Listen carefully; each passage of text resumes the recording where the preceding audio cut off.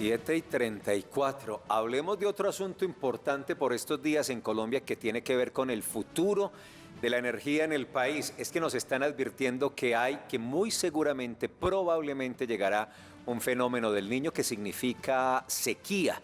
Y en desarrollo de todas estas iniciativas del gobierno nacional, para dónde va el sector, la intervención o el reasumir de las comisiones regulatorias por parte del presidente de la República, ¿qué viene? ¿Cuál es el futuro de esta situación y este mercado en el país? Está con nosotros, como les contamos hace un ratico, el doctor Alfredo Tres Palacios, doctor en economía y especialista, un gran conocedor de este asunto de las energías. Doctor Tres Palacios, Alfredo, bienvenido, buenos días. A ustedes muy buenos días, muchas gracias de nuevo por invitarme. Tantas cosas para conversar, hombre, y tan importantes. Y vamos a decir algo que discutíamos ayer internamente. La reforma a la salud se ha tragado un poquito, ha tapado un poquito este debate que es bien serio. En unos años vamos a disponer de energía suficiente para el desarrollo del país. Hidroituango con su 17%, ¿cómo va? Otras energías diferentes, alternativas. Hay subasta para que ingresen nuevos proyectos. XM se encargará. Bueno, hay muchos temas para conversar. Pero lo primero, doctor Tres Palacios, sería esa posibilidad de la llegada de un fenómeno del Niño. ¿Esa probabilidad existe? ¿Esa sequía podría darse segundo semestre del año 2024? ¿Qué ejercicio ven ustedes en ese sentido? En ese sentido, Felipe, hay un reporte de agencias internacionales que nos están diciendo que para el segundo semestre de este año hay un 50% de probabilidad del Niño. Que hay que tener cuidado con los pronósticos hoy. Es algo que los hidrólogos conocen como la barrera de la primavera o la barrera de la predictibilidad. Quiere decir que un niño del segundo semestre, hoy le vemos una probabilidad del 50%, pero digamos que esa estimación de probabilidad va a ser más real pasado junio. Es decir, una vez se pase esa barrera de la primavera, allá por los lados del 20-21 de junio, vamos a saber con más precisión si en el segundo semestre va a haber o no va a haber fenómeno del Niño. Pero desde hoy tendríamos que estar tomando acciones en caso de que ese fenómeno del Niño se vaya a presentar en el segundo semestre y a la incertidumbre de hoy, Ituango no esté operando a plena capacidad o por lo menos con las 4 unidades que estábamos esperando. Ahora, entonces dirán muchos televidentes, bueno, ese es un asunto muy técnico, ¿y nosotros qué? Ese asunto tiene que ver con la posibilidad de un apagón, de si tenemos hoy, 2023, y en un futuro, 2026, 2027, 2028, la energía necesaria para soportar el desarrollo económico del país, pero además para no tener que bajar el switch y cortar el suministro de energía como ya nos ocurrió hace 30 años. ¿Está en riesgo? ¿Hay posibilidad de un apagón en un futuro para Colombia? De forma general, digamos que siempre hay posibilidades de un apagón en diferentes circunstancias. Por ejemplo, en el año 2015 tuvimos un fenómeno del Niño. Ese fenómeno del Niño se unió con una falla en Guatapé. Esa falla en Guatapé hizo que varias centrales aguas abajo de Guatapé no pudieran generar y unas térmicas tuvieron fallos. O sea que en ese momento se configuraron, digamos que una trinidad casi perfecta que casi nos lleva a un racionamiento. Pero ¿qué estamos viendo nosotros en los próximos días? El año pasado hicimos un cálculo y si hipotéticamente para este año, en los meses de febrero o marzo, que ya no ocurrió, hubiera habido un fenómeno del Niño de categoría fuerte e Ituango no hubiera entrado a tiempo, estaríamos pensando en racionamiento.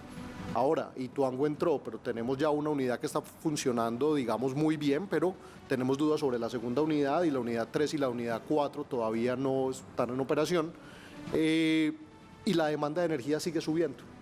¿Eso qué quiere decir? Que posiblemente esos análisis que estuvimos haciendo para el año 2000, que hicimos el año pasado para el 23, hoy están en condiciones similares cuando miremos el 2023 hacia 2024. ¿Qué hay que hacer? Tenemos que volver a hacer todas las mediciones. ¿Qué va a ser muy importante? Va a ser muy importante que el operador del mercado empiece a dar unas opiniones claras y contundentes acerca de la probabilidad del fenómeno del Niño. Pero la probabilidad del fenómeno del Niño y su consecuente racionamiento no en condiciones típicas o condiciones adecuadas, sino que pudiéramos replicar un escenario como en el 2015. Es decir, hoy, para febrero de 2024, el país estaría listo si ocurre un fenómeno del Niño y vuelve Guatapé a fallar en las condiciones en las que tenemos Ituango, ¿sí? Esto sumado, Felipe, a las incertidumbres que hoy estamos teniendo con respecto a todo el desempeño del sector. Sí, Como ya allá, les dije, allá vamos. la barrera de la primavera Claro. nos tiene esperando hasta junio para Así ver qué va es. a pasar. Eso. El presidente nos tiene esperando 3 meses para ver qué va a hacer con la CREC. Así es. El operador del mercado nos tiene por unos días pensando qué es lo que puede llegar a ocurrir para 2027. E Ituango nos tiene pensando de forma indefinida. Doctor Tres Palacios, un asunto que usted acaba de mencionar y que es fundamental entender. Explíquenos, por favor, qué implica que el presidente Gustavo Petro asuma por esos 3 meses la regulación en los servicios públicos. Decreto 0227.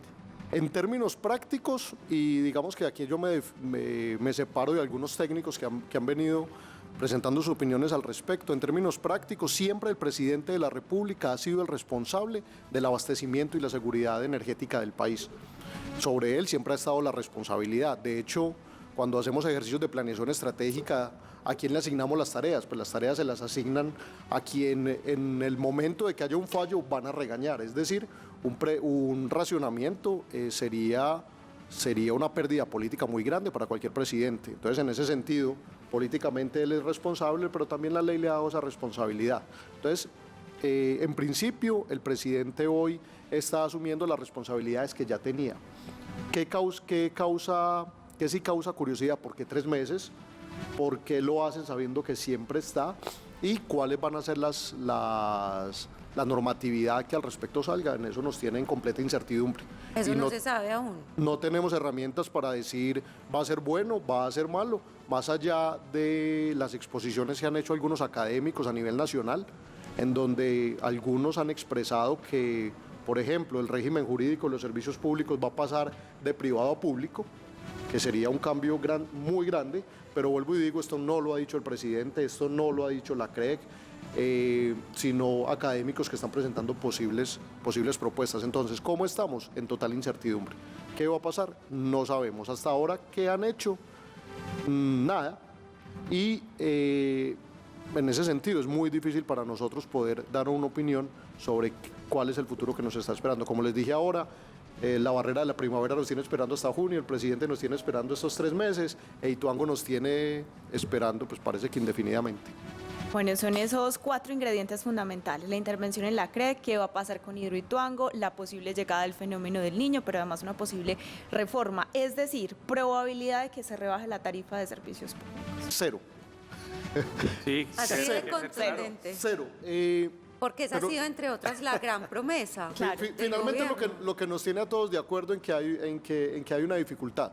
El presidente ya lo dijo, estoy preocupado por las tarifas. En su momento, y en esto tenemos que hacer una reflexión muy clara, los académicos, pero también el sector, pero también los usuarios. El año pasado, la ministra buscó solucionar el tema de las tarifas, después de que las tarifas en menos de un año o en un año habían subido un 40%, ella vino y dijo, listo, vamos a liderar la reducción de las tarifas, hicieron un trabajo con todas las empresas del sector y lo mejor que lograron bajar fue un 4%. Es decir, la tarifa subió un 40% y me atrevo a decir que subió por factores exógenos a la energía eléctrica en Colombia. ¿Por qué subió la energía un 40%? Subió un 40% porque hubo guerra en Ucrania, porque hubo desabastecimiento de alimentos a nivel global, porque la devaluación fue muy grande para Colombia y eso nos llevó a aumentar 40% las tarifas de energía. Ahí el presidente dijo, tengo que hacer algo.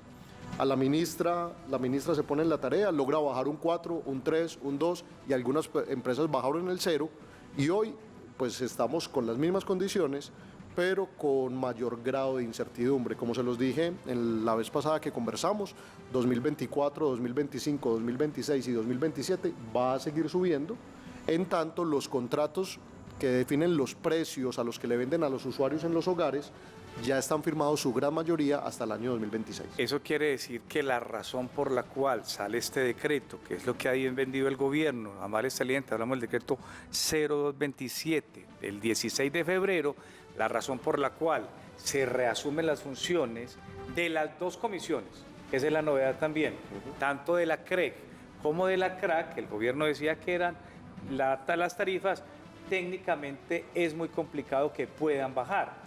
Yo le hago una pregunta al académico, desde el punto de vista regulatorio, porque Felipe, se había hablado que el presidente iba a reasumir las funciones de la CREC solamente, pero el decreto nos sale con la perla que reasume las funciones de las 2 comisiones, tanto de la CREC como de la CRA. en términos prácticos a males telientes, tanto para la comisión que regula energía como la comisión que regula acueducto, agua potable y saneamiento básico. En una sola palabra, desde el punto de vista al académico, la regulación, porque es un tema aparte, esa regulación que está a manos de un tercero nombrado por él, porque es que las comisiones nombradas por el presidente, eso no pone en peligro lo que usted dice, la estabilidad económica de estas empresas privadas, el grado de inversión en estos sectores por parte de colombianos o extranjeros y el tema mismo de la subsistencia de estas empresas, porque ronda el fantasma de volver público lo que antes había sido una victoria de lo privado. Sí, pero en parte. ¿A qué me refiero con el sí, pero en parte? Como les dije ahora, hasta hoy no ha habido ninguna decisión firmada. Sí, pero el reasumirlo ya es un acto anormal. Pero normalmente siempre ha sido él el responsable de lo que ocurra dentro de la CREC y dentro de la CRA. Le voy a dar el ejemplo de la CREC. La CREC tiene 8 expertos, Sí. 8 expertos nombrados por el presidente. Tal cual. Entonces digamos que la figura presidencial, más allá de la persona que esté ocupando la dignidad, Para los ministros. sí, más el ministro de Hacienda, más el ministro de Minas y Energía, más el Departamento Nacional de Planeación. Entonces, si vamos en la práctica, lo único que está diciendo el presidente es: yo soy el responsable de los resultados de la CREC, pero siempre lo ha sido. Por eso, entonces, ¿para qué? Exacto. Es una muy buena esa pregunta. Es la pregunta. Entonces, hasta ahora, ¿para qué? Para hay quienes- titulares. y muchos dicen, no, ¿para qué? Pues para algo que no le conviene al sector. Exacto. Pero hasta ahora, o sea, objetivamente no podemos afirmar, ¿cierto? Obviamente cabe dentro del campo de la especulación el decir, pues que si es para lo que se hacía no era necesario hacerlo, entonces muy posiblemente es para hacer lo que no se hacía. Bien. Pero vuelvo y te digo, hasta ahora no tenemos ningún argumento. Es decir, otra vez, como en el niño, de aquí a junio sabremos qué va a pasar mejor para el segundo semestre, y de aquí a que el presidente hable, sabremos muy bien para qué lo hizo. Y el tema de los 3 meses, ¿qué interrogantes genera? Porque resulta un tanto extraño fijar un tiempo y algunos consideran que es un plazo muy corto para... O sea, ¿qué pretenderá el presidente en tan solo 3 meses? ¿O podría prorrogar de a 3 y de a 3 y de a 3? claro. También Podría podría hacerlo, prorrogar. sí, claro, Trabajemos no hay solo en los 3 meses. Sí, sí. Ahí tenemos 2 maneras de analizarlo. La primera, ya tienen un plan y se demora ejecutarlo 3 meses, aunque todavía no nos han dicho qué van a hacer en él. Entonces ya hay un plan bien definido, el presidente con sus asesores habrá tomado unas decisiones y lo quiere y lo desea implementar, y para eso necesita 3 meses. Lectura 1 o lectura 2, le están dando una oportunidad de oro a las empresas del sector de energía eléctrica para que tome acciones en lo que ya les dijeron: la tarifa de energía eléctrica está muy alta. La ministra les dio las oportunidades de bajar. O sea, casi como una amenaza. Bueno, si no, a ver, ¿lo van a hacer o no lo van a hacer? O lo pongo a dedo. O pongo la como yo voy a tarifa estar a dedo. aquí más al frente, porque ya está claro que siempre ha estado al frente y es su competencia, más al frente. Si no lo hacen, aquí tengo 3 meses para hacer algo. O podríamos decir que la correa del papá está sobre la mesa del comedor y esperando a quien hace la tarea. Podría ser una segunda manera de verlo. Entonces yo lo miraría desde las 2 maneras. Si estuviera en este momento, que en algunos casos lo estamos, acompañando a empresas del sector de energía en esta coyuntura, deberían ver de las 2 formas. 1, el presidente ya sabe qué va a hacer y necesita 3 meses. 2, el presidente nos acaba de dar la oportunidad de 3 meses de contestarle, ojo, la pregunta que él tiene, porque todos los sectores, muchos gremios del sector de energía eléctrica han venido a contestarle al presidente la pregunta que él no tiene. El presidente no ha preguntado por qué estos 30 años han sido exitosos. Bien sabemos que han sido exitosos. Llevamos 30 años sin racionamiento, 30 años con abastecimiento continuo. El mercado de energía eléctrica dejó de ser un costo para el Estado. Antes era 25% del gasto público, era energía eléctrica. Hoy el sector de energía eléctrica entrega 7 billones de pesos al año. Al contrario, eso no es cosa pequeña, eso es más que el presupuesto de todo Medellín. Claro. Pero eso ya se lo han dicho muchas veces, y eso se lo dijeron cuando el primer llamado de la ministra, y eso se lo estuvieron diciendo cuando él se posesionó. Pero la pregunta es muy clara: ¿cómo bajamos el precio de los usuarios? Esa fue la pregunta que hizo el año pasado. Esa fue la pregunta que no lograron contestar, y hoy está dando 3 meses. ¿Para qué? O para hacer lo que él ya quiere, que ahí no hay nada que hacer, o para que las empresas de energía le hagan una propuesta contundente de cómo van a atender a ese usuario con menor precio, que es lo que él está pidiendo. Alfredo, lo último por ahora, que supongo que usted lo vio, es que el fin de semana, el viernes, se filtró un documentico, una presentación de un cambio como de modelo. Hubo por allá una reunión en la Universidad de Medellín. Es la ley, la 142, ¿cierto? Sí, señor. La ley 142. Entonces, lo que hoy plantea en el mercado la 142 y lo que supuestamente sería la propuesta de este gobierno. Supongo que usted vio ese documentico porque usted en estas materias se las sabe todas. Ese cambio o esa posibilidad, ¿qué tanto alteraría el mercado? Porque eso, como lo planteaba Juan, pasa de ser como un asunto privado de mercado económico a un asunto público garantista que cambia las condiciones. A eso me refería ahora, Felipe, cuando estaba diciendo que había un grupo de académicos que estaba haciendo unas propuestas. Yo leo esas propuestas como las propuestas de un grupo de académicos, digamos en su entender, y que todavía no hacen parte de ninguna propuesta del gobierno nacional, ¿cierto?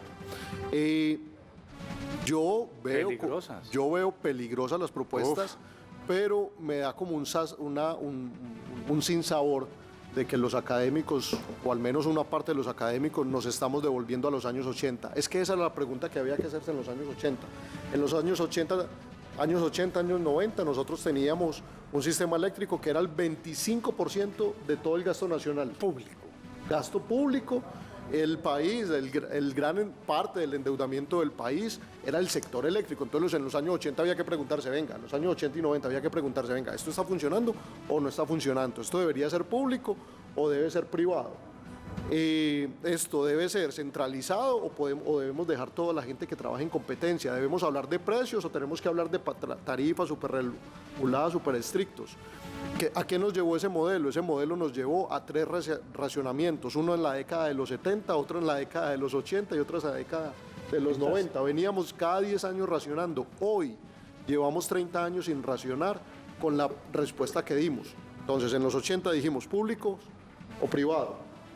Luego en los 90 dijimos privado va a ser la receta. Llevamos 30 años y los problemas que teníamos ya no están. Desabastecimiento no hemos tenido. Costos para el Estado no tenemos. Es decir, Alfredo, debería seguir siendo privado y no volver al terreno de lo público. Pues en principio debería ser siendo privado, también contestando las preguntas que tiene el país, porque el sector eléctrico, si bien tiene que garantizar un fluido durante 24/7, tiene que garantizar autosuficiencia financiera. Hoy ya va siendo hora de que también, digamos, que se pongan los pies de los usuarios y se pregunte esa tarifa que el usuario está pagando, pero usted es académico, ¿es lógica o no es lógica? Pero usted conoce el tema, ¿dónde se podría rebajar? Es que usted sabe que en energía son muchas las cadenas, en generación... Y las variables, sí. Claro, en generación, en transporte, en distribución, en comercialización, ¿en qué parte de esa cadena? Los generadores dicen, no, pues que mi costo es el mismo. Los distribuidores dicen, es que yo le recibo al otro y no puedo perder. Y eso no es culpa mía. Y eso no es culpa mía. O sea, ¿dónde hoy podría, para que avancemos en el tema, dónde podría, usted que asesora empresas y que la gente dice, no, es que esto se subió mucho, ¿dónde podría bajar? Lo bonito de eso es que nos va a dar pues para seguir conversando de aquí a todo el resto del año para revisar todas esas propuestas, pero hay unos puntos claves en los que debemos mirar.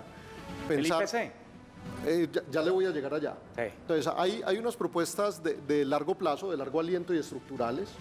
Hay unas propuestas más de corto plazo, más de mediano plazo y hay otras propuestas más de corto plazo. Pero hoy, hay una respuesta muy clara. En el año anterior, el precio de la energía subió un 40% porque el IPP subió mucho. ¿Qué quiere decir? ¿Qué es el IPP? El IPP es lo que le cuesta a los empresarios producir mercancías. Pero esos empresarios no son del mercado eléctrico, son los empresarios de todos los sectores de la economía. La cadena. ¿Y por qué subió mucho el IPP? Por factores internacionales exógenos. Es decir, tal vez nos tenemos que devolver y decir, venga, ese aumento del 40% se dio por asuntos que no nos corresponden. Adicionalmente, cabe dentro de lo que catalogamos como un cisne negro. ¿Qué es un cisne negro? Un hecho que nunca ha ocurrido, que es muy improbable que ocurra. Es más, que que nadie se imagina que puede llegar a ocurrir y que tiene muy alto impacto. Pues es tan sencillo que si podemos solucionar. El ejemplo clásico del cisne negro fue el atentado terrorista contra las Torres Gemelas de Estados Unidos. Un evento impredecible, nunca había ocurrido, con muy alto impacto, pero desafortunadamente una vez ocurrido ese acto terrorista ya no había nada que hacer para salvar las vidas de quienes las perdieron. Pero hoy, finalmente todo esto es un acuerdo que va en letras y la fórmula tarifaria es un documento que está escrito, pues de la forma como se escribió en su momento, o de la forma como se permitió que esos riesgos internacionales entraran a la tarifa de energía eléctrica, de esa misma forma hay que retirarlos. Entonces, una muy rápida, todos estábamos de acuerdo que la tarifa de 2021, aunque no era la mejor, todavía no nos tenían esta discusión. De 2021 a 2022 nos llevó el IPP. Pues por lo menos tenemos que decir en la regulación, ese efecto del IPP, anúlelo. Y esos ingresos no les corresponden a las compañías.